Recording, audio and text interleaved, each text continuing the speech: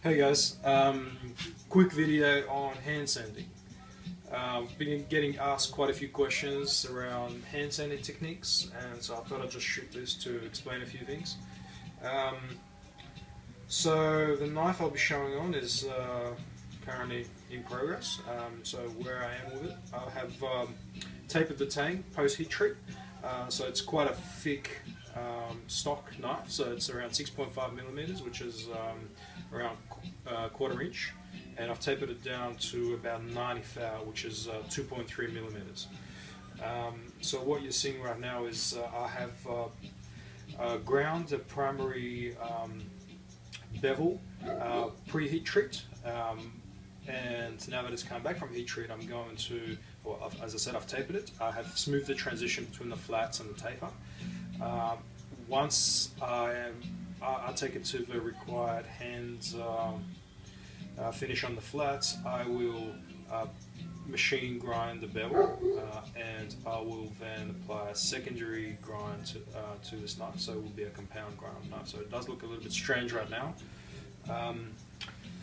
So let me just make sure that the camera focuses on the right area, and I'll take you through the process.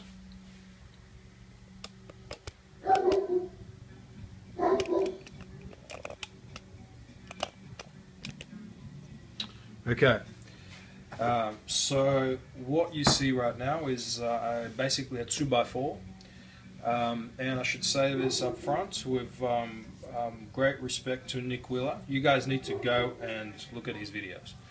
He's an incredibly talented and humble individual, and this technique is basically what I've learned off his videos, and it's a crude implementation of that.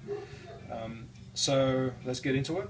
So basically, before I do anything, I like to ensure that I don't mark the finish that I might have achieved on one side.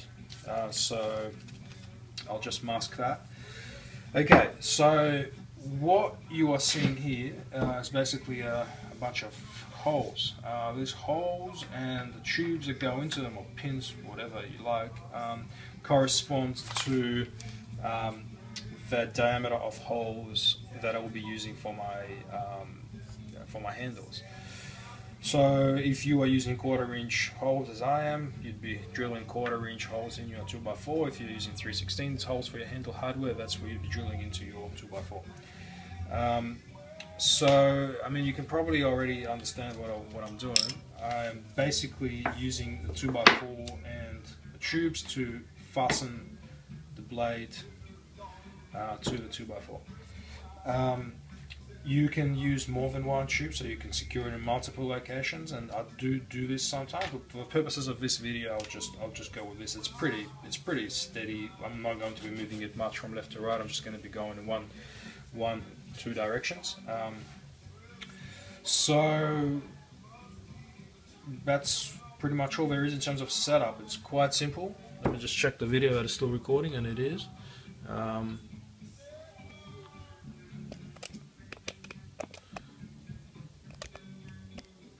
Okay, so what I use, this is just an aluminium tube, aluminium square.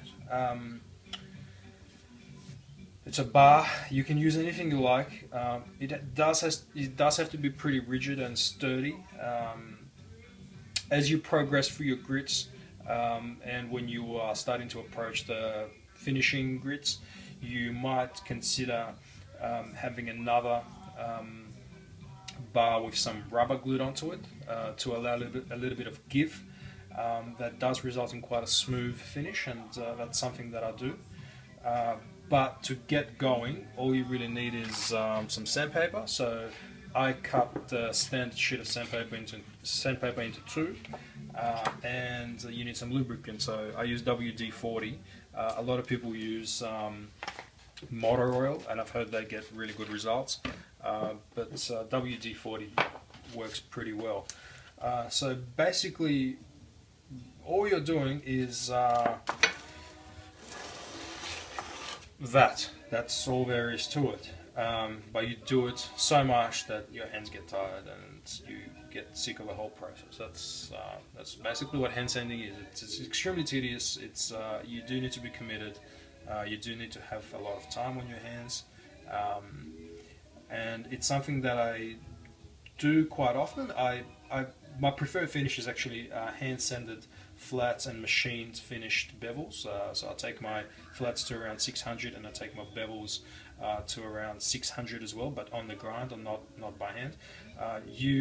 If you are flat grinding, you can use exactly the same setup to hand sand your grinds.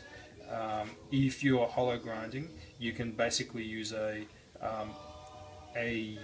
block which is shaped to the radius of your wheel to do exactly the same thing. So Todd Begg does manufacture aluminium blocks in various diameters, but you could actually make your own from wood, from plastic, from whatever you like. Just gonna check, make sure it's still recording. Okay,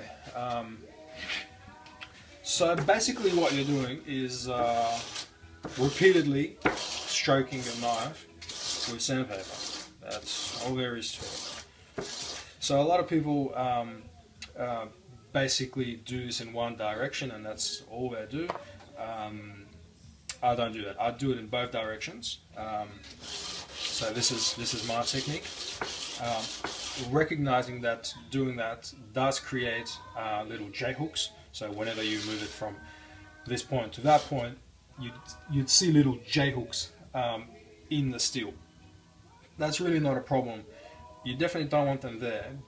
But what you do want to do is ensure that after you're happy with finish in terms of certain grit, so this is 180, my last couple of passes on that grit will be in one direction, so whichever, either up and down or it's up to you. So you basically want to get rid of those J hooks. Or you could do this. So really that's the technique, that's the process. There's not a lot more to it. One thing worth pointing out is that sandpaper does get dull very quick, so after a handful of passes you do need to move it. There's no point wasting your time with dull sandpaper. Sandpaper is something that you need to accept that you will be using a lot of, and just do it. Use fresh sandpaper. So after you're done with a particular grit, so this was 180, after you're done with that grit, make sure you wipe it down. You don't want any 180 grit media still being on your knife when you're doing your next level of finishing. So for me, I would be moving from 180 to 320.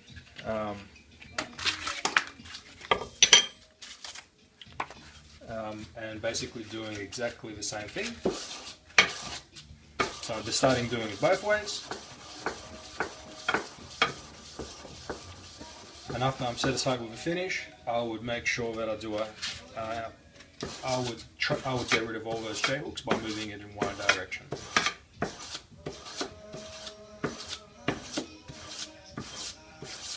And you can see it is moving from left to right. So as I said, for purposes of this video, I just did it quick and easy. Ideally, you would want to secure it in a secondary location so that it doesn't move, because you do want to maintain that that scratch pattern in one direction only. You don't want it veering off to the left or to the right. It looks untidy, and you won't be happy with the result.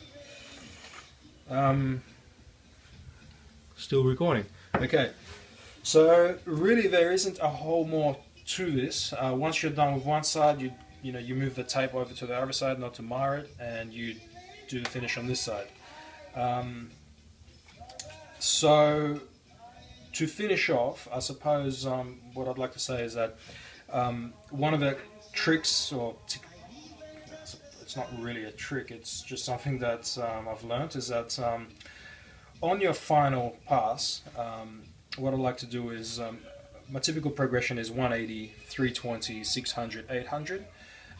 So after I do the 800 pass, I like to actually come back to 600 and just going in one direction, finish it in that one direction on 600. So my finish would actually be 600, not 800. But because I've come down from 800 to 600, it actually does look very good. It looks better than you would have just gone from 400 or from 320 to 600.